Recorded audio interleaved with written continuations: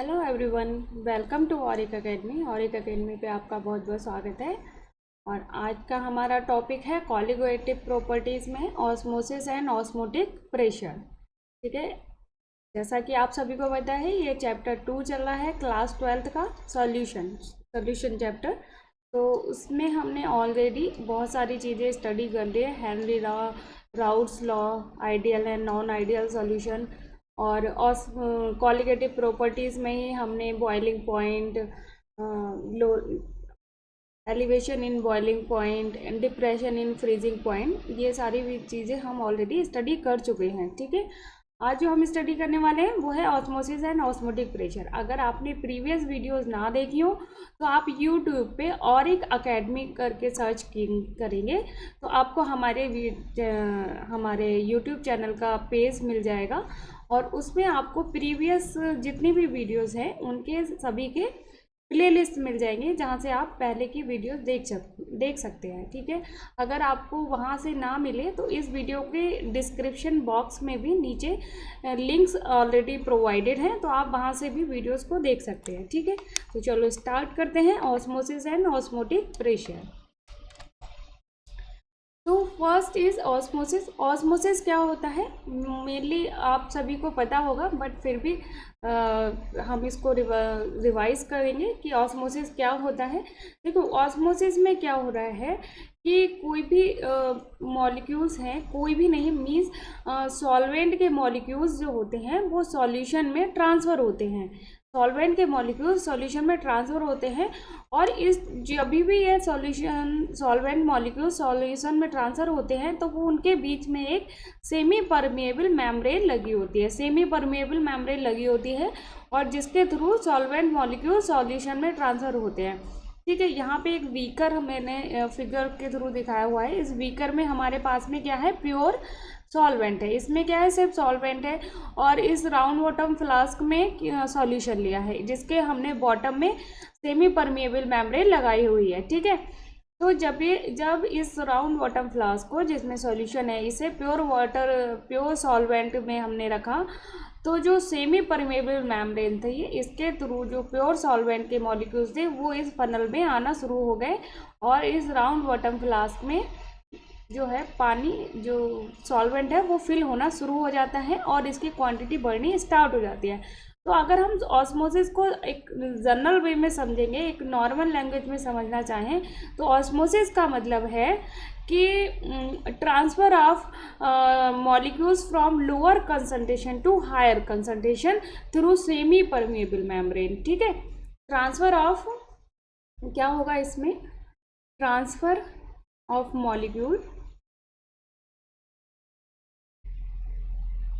molecules from lower concentration to higher concentration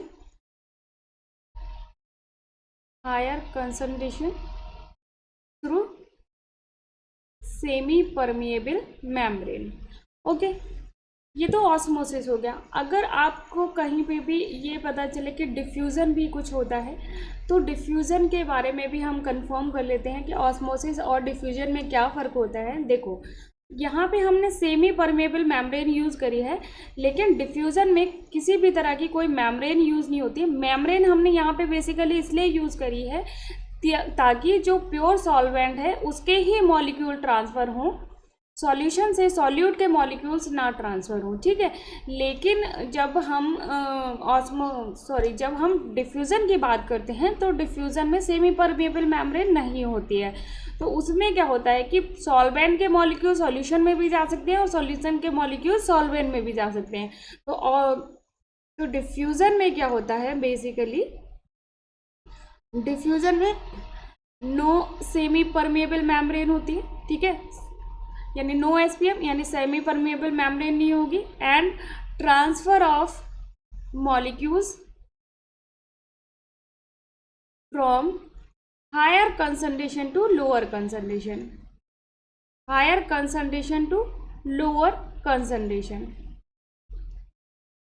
इसका मतलब ये है कि सॉल्यूशन के मॉलिक्यूल जो है वो प्योर सॉल्वेंट में ट्रांसफ़र होने लगते हैं। ठीक है, तो डिफ्यूज़न और ऑस्मोसिस में डिफरेंस समझ में आया। ऑस्मोसिस में हम सेमी परमेबल मेम्ब्रेन यूज़ करते हैं, डिफ्यूज़न में हम किसी भी तरह की सेमी परमेबल मेम्ब्रेन यूज़ नहीं करते हैं। ऑस्मोसिस में मॉलिक्यूल्स जो हैं वो फ्रॉम लोअर कंसंट्रेशन से हायर कंसंट्रेशन की तरफ ट्रांसफ़र होते हैं, लेकिन डिफ्यूज़न में हायर कंसंट्रेशन से लोअर कंसंट्रेशन की तरफ ट्रांसफ़र होते हैं। और इसमें दोनों ही एक दूसरे के अंदर जा सकते हैं कि कोई किसी भी तरह की मेम्ब्रेन नहीं होती है। क्लियर। इसके अलावा दोनों में क्या डिफरेंस हो सकता है? ऑस्मोसिस को आप कंट्रोल कर सकते हो प्रेशर लगा के, लेकिन हम डिफ्यूज़न को किसी भी तरह से कंट्रोल नहीं कर सकते हैं। ठीक है, तो डिफरेंस समझ में आ गया ऑस्मोसिस और डिफ्यूज़न में। मेन तो यही डिफरेंस है कि ऑस्मोसिस में हमने एसपीएम यूज़ किया, उसमें एसपीएम यूज़ नहीं करेंगे। ऑस्मोसिस में लोअर कंसंट्रेशन से हायर कंसंट्रेशन की तरफ ट्रांसफ़र हो रहा है मॉलिक्यूल्स का, और डिफ्यूज़न में हायर कंसंट्रेशन से लोअर कंसंट्रेशन की तरफ ट्रांसफर हो रहा है। अब आप लोगों के दिमाग में ये चीज़ आ रही होगी कि सेमी परमेबल मेम्ब्रेन क्या होती है। तो सेमी परमेबल मेम्ब्रेन एक तरह की मेम्ब्रेन होती है, एक झिल्ली होती है, जिसको हम यूज़ करते हैं ताकि सिर्फ और सिर्फ सॉल्वेंट के ही मॉलिक्यूल्स जो है वो ट्रांसफ़र हो, सॉल्यूट के मॉलिक्यूल्स ट्रांसफ़र ना हो। इनके एग्जाम्पल आप देख सकते हो कि पार्चमेंट जो होते हैं that is use as semi permeable membrane. इसके अलावा सेलोफिन मेम्ब्रेन होती है, सेलोफिन मेम्ब्रेन, ये भी सेमी परमेबल मेम्ब्रेन के जैसे यूज होती है। ठीक है, मेम्ब्रेन।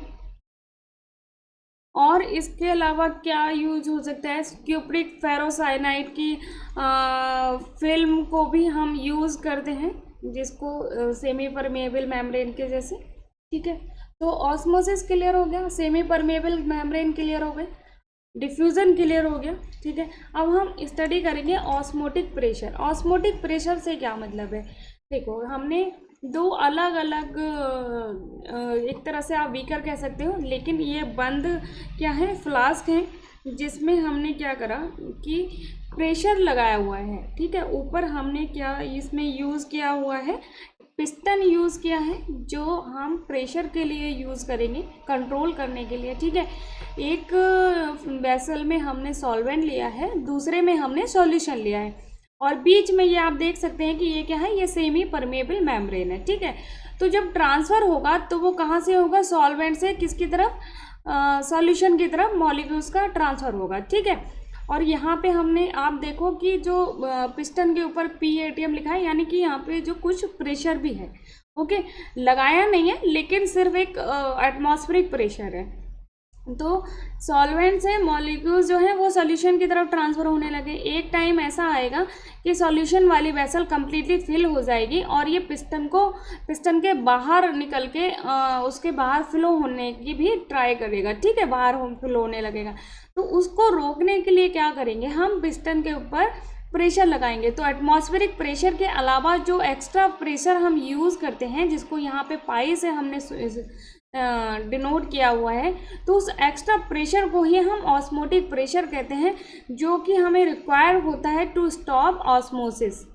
ठीक है, जब हम इस पे प्रेशर लगाएंगे तो क्या होगा कि सॉल्वेंट मॉलिक्यूल्स जो हैं वो किसमें, सॉल्यूशन में ट्रांसफ़र होना बंद हो जाएंगे, और ऑस्मोसिस क्या हो जाएगी? स्टॉप हो जाएगी। ठीक है, यानी ऑस्मोसिस प्रोसेस जो है वो स्टॉप हो जाएगी। तो एक्सेस प्रेशर को हम इस तरह से कह सकते हैं कि we use that excess pressure to stop that osmosis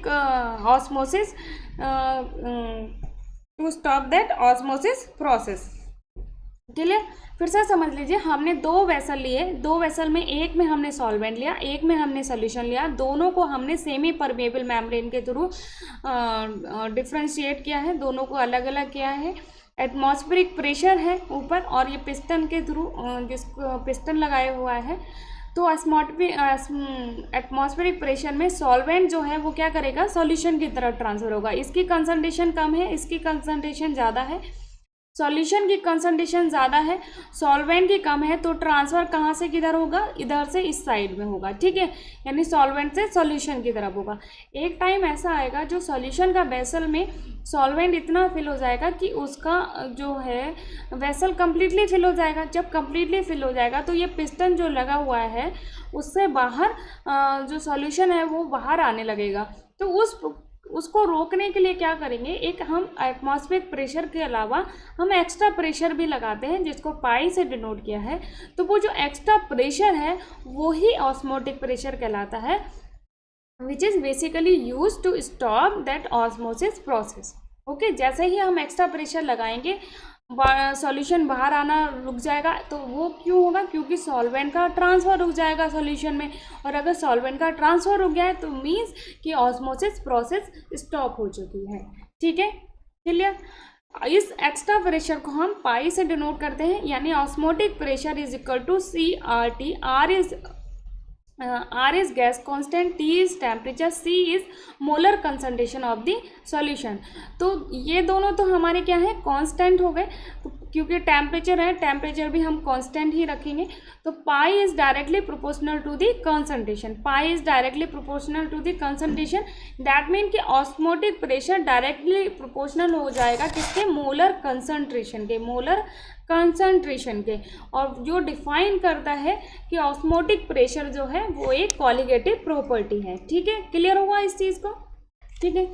इसके अलावा हमने ये जो पाई CRT डेफिनेशन जो इक्वेशन यहाँ पे यूज़ करी है, तो C यानी मोलर कंसंट्रेशन है। आपको पता है molar concentration is equal to number of moles और and divided by the volume of the solution, ठीक है। तो हमने C की जगह यहाँ पे N/V इंटू RT ये वाली इक्वेशन भी यूज़ करेंगे हम क्वेश्चंस को क्लियर करने के लिए। इसको हम वांट हाफ इक्वेशन कहते हैं, ठीक है। तो N is number of moles, N is number of moles. तो मोल्स आपको पता है नंबर ऑफ मोल्स कैसे निकालते हैं, अगर हम यहाँ पे सॉल्यूट की बात कर रहे हैं तो weight of solute divided by molecular weight of solute. तो N की वैल्यू को हमने यहाँ पुट किया और हमें यहाँ पे एक न्यू इक्वेशन मिल गई है, जिसके थ्रू हम मॉलिक्यूलर वेट भी मॉलिक्यूलर जो मोलर मास है वो भी हम फाइंड आउट कर सकते हैं, ठीक है, जिसको हम अभी आगे कुछ एग्जाम्पल्स के थ्रू स्टडी करेंगे। तो क्लियर हो गया ऑस्मोटिक प्रेशर क्या है। Osmotic pressure is that pressure which we require to stop that osmosis process, okay. इसके अलावा ऑस्मोटिक जो हमने बात की इनकी सॉल्यूशंस की, तो ये 3 टाइप के भी होते हैं। आइसोटोनिक सॉल्यूशंस वो होते हैं जिनमें पाई इक्वल टू CRT, यानी 2 सॉल्यूशन लिए हैं, दोनों ही इक्वल कंसंट्रेशन के होंगे, ठीक है। इसके अलावा हाइपरटोनिक में क्या होगा कि एक सॉल्यूशन की कंसंट्रेशन दूसरे से ज़्यादा होगी, ठीक है। और हाइपोटोनिक इसमें होता है कि इसमें एक सॉल्यूशन की कंसंट्रेशन दूसरे से कम होती है। तो जिसकी कंसंट्रेशन कम होगी ऑब्वियसली उससे दूसरी की तरफ ट्रांसफ़र हो जाएगा। इसको हम एग्जांपल के थ्रू समझ सकते हैं। जैसे हाइपरटोनिक हमने सॉल्यूशन बनाया, तो हाइपरटोनिक सॉल्यूशन के लिए हमने 0.91% NaCl सॉल्यूशन बनाया, और इसको हम क्या करते हैं, जो आपके NaCl सॉल्यूशन जो होता है, जो इसको आप बॉटल्स वगैरह चढ़ाई जाती हैं ज़्यादातर पेशेंट्स को, तो वो जो कंसंट्रेशन होती है अगर वो 0.91% से ज़्यादा है तो वो क्या करेगा, RBC यानी रेड ब्लड सेल्स को के अंदर जाके उनको स्वेल कर देगा और उनको वर्स्ट कर देता है। और अगर इनकी कंसंट्रेशन 0.91% जो NaCl सॉल्यूशन है इसकी कंसंट्रेशन कम है, 0.91% से कम है NaCl सॉल्यूशन की, तो वो हाइपोटोनिक हो गया। तो इसको क्या होगा कि RBC से जो सॉल्वेंट होगा यानी वाटर होंगे वो किसकी तरफ ट्रांसफ़र होने लगेंगे, NaCl के सॉल्यूशन की तरफ। तो उससे क्या होता है कि जो RBC होती है वो श्रिंक हो जाती हैं, वो क्या हो जाएंगी, श्रिंक हो जाएंगी, ठीक है। तो ये हाइपरटोनिक, आइसोटोनिक, हाइपरटोनिक और हाइपोटोनिक क्लियर हुआ। आइसोटोनिक वो होगा जिसमें 2 सॉल्यूशन लिए, दोनों का ही ऑस्मोटिक प्रेशर बराबर होगा, ठीक है। हाइपरटोनिक में एक का प्रेशर ज़्यादा हो जाएगा और हाइपोटोनिक में एक का प्रेशर कम हो जाएगा, क्लियर। इसके अलावा रिवर्स ऑस्मोसिस से भी होता है। रिवर्स ऑस्मोसिस में क्या होगा कि अगर हमने यहाँ पे प्रेशर और ज़्यादा कर दिया, अगर ये प्रेशर हमने और ज़्यादा कर दिया तो क्या होगा, सॉल्यूशन से फिर से सॉल्वेंट मॉलिक्यूल किसकी तरफ ट्रांसफ़र हो जाएंगे, सॉल्वेंट की तरफ ट्रांसफ़र हो जाएंगे। किसकी तरफ ट्रांसफ़र हो जाएंगे, सॉल्वेंट की तरफ। वो कब होगा, जब हमने हायर प्रेशर यूज़ किया है। तो रिवर्स ऑस्मोसिस प्रोसेस भी यूज़ होती है। तो reverse osmosis process basically desalination of sea water में यूज़ करते हैं। तो सी वाटर यानी सी वाटर में से हमने किसको, वाटर को रिमूव करने के लिए हम यूज़ करते हैं। ठीक है, तो ऑस्मोटिक प्रेशर क्लियर हो गया। तो अगर हम ऑस्मोटिक प्रेशर को बढ़ा दें, अगर और ज़्यादा बढ़ा देंगे तो सॉल्यूशन से सॉल्वेंट की तरफ वापस सॉल्वेंट ट्रांसफ़र होना स्टार्ट हो जाता है। तो ऑस्मोटिक प्रेशर भी हमने एक डेफिनेट क्वांटिटी में ही लगाना है। ऐसा नहीं है कि बहुत ज़्यादा प्रेशर लगा दे तो हमने जो सॉल्वेंट को ट्रांसफ़र किया था वो बैक हो जाए। ठीक है, क्लियर हो गया। रिवर्स ऑस्मोसिस भी क्लियर हो गया। रिवर्स ऑस्मोसिस बेसिकली हम डेजिलेशन ऑफ सी वाटर में यूज़ करते हैं, जिसमें हम सी वाटर के ऊपर ज़्यादा प्रेशर लगा देते हैं और उससे क्या होता है कि सॉल्वेंट जो है वो ट्रांसफ़र हो जाता है, वो फ्रेश वाटर के जैसे निकल जाता है और सॉल्ट हमें सेपरेट हो जाता है। क्लियर, ठीक है। अब हम कुछ एग्जांपल्स कर लेते हैं।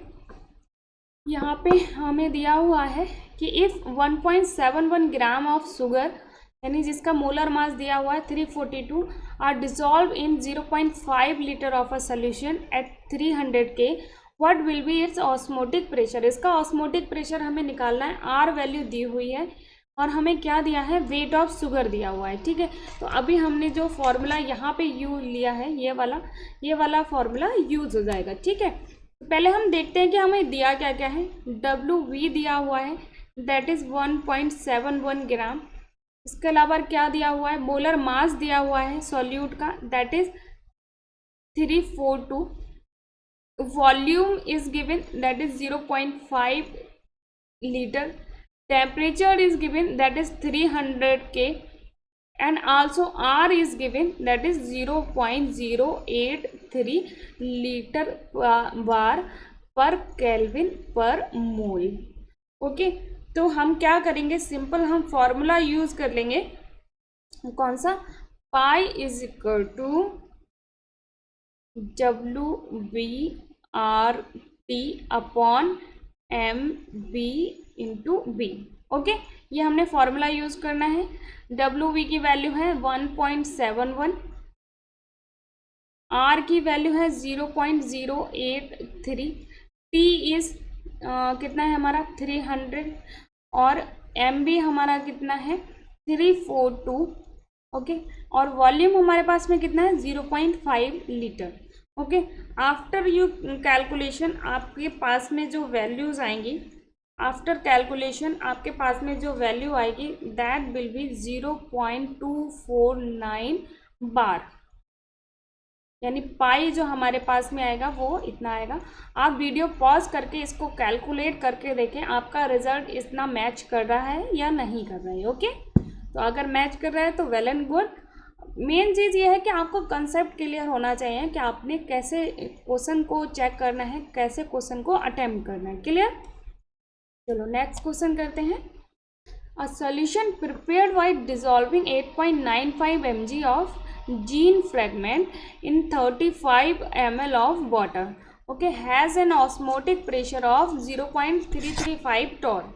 इसमें osmotic pressure is already given, ठीक, और temperature is 25 degree centigrade. assuming this gene fragment is a non electrolyte, determine its molar mass। तो हमें मोलर मास निकालना है किसका, जीन फ्रेगमेंट का। क्लियर, तो पहले हमें ये देखना है कि हमें वैल्यूज़ क्या क्या दी हुई हैं। सबसे पहले हमें क्या दिया हुआ है, WV दिया है। ठीक है, WV हमारे पास में कितना है 8.95 mg है। इसको हम ग्राम में कन्वर्ट कर लेंगे तो 8.95 इंटू 10⁻³ ग्राम। क्लियर, नेक्स्ट क्या दिया हुआ है हमें, वॉल्यूम दिया हुआ है। Volume is 35 ml। ठीक है। ml को आप कन्वर्ट कर लेंगे किस में, लीटर में, तो 35 इंटू 10⁻³ लीटर। क्लियर। प्रेशर हमारे पास में किस में दिया हुआ है, टॉर में दिया है, तो इसको हम एटीएम में चेंज कर लेंगे, टॉर। तो इसको हम कैसे कन्वर्ट कर लेंगे, 0.335 अपॉन 760 एटीएम। ठीक है, ये हमारा किस में आ जाएगा, एटीएम में। और इसके अलावा हमारे पास में टेम्परेचर इज गिवन, जो कि कितना है 25 डिग्री सेंटीग्रेड, उसको हम किस में, केल्विन में कन्वर्ट कर लेंगे, तो 25 + 273 which is equal to 298 kelvin. Clear. अब हमें पता है हमने कौन सा फॉर्मूला यूज़ करना है, फॉर्मूला हमने यूज़ करना है pi is equal to WB/T upon MB into V। Okay, सभी की वैल्यू हमने पुट कर देनी है और after calculation we will get our answer. Okay, और आर की वैल्यू लिखना भूल गए हैं, तो 0.0821 और यहाँ पे टेम्परेचर कितना आ गया, 298 केल्विन। ओके, और मॉलिक्यूलर मास तो हमें निकालना है, MB हमें फाइंड आउट करना है, और हमारे पास में वॉल्यूम कितना आ गया, 35 इंटू 10⁻³ लीटर। और इसके आगे हम पाई की वैल्यू लगा देते हैं, पाई की वैल्यू है 0.335 अपॉन 760। ओके, अब आपको कुछ नहीं करना है, आपको यहाँ पे वीडियो पॉज करनी है और वीडियो पॉज करके आपको कैलकुलेशन करनी है, और कैलकुलेशन करने के बाद में आपको हमें रिज़ल्ट बताना है कि आपका रिज़ल्ट इतना आया है या नहीं आया है, ग्राम पर मोल। ठीक है। ओके, तो देखा आपने कितना इजी टॉपिक है और कितने इजी क्वेश्चन है। एक्चुअली सॉल्यूशन चैप्टर ही बहुत इजी है और बहुत अच्छे इसमें से क्वेश्चंस हैं, बहुत ही कंपटीशन लेवल का चैप्टर है, और आपको इसके कंसेप्ट क्लियर होने चाहिए। अगर कंसेप्ट क्लियर हैं तो आप क्वेश्चन को इजीली कर ले जाएंगे। ठीक है, तो अगर आपको वीडियो पसंद आई हो तो वीडियो ज़रूर लाइक करें, आप अपने फ्रेंड के साथ शेयर कर सकते हैं, और चैनल पे न्यू है तो चैनल को ज़रूर सब्सक्राइब करें। मिलते हैं नेक्स्ट वीडियो में नेक्स्ट टॉपिक के साथ में। Till then take care, bye bye.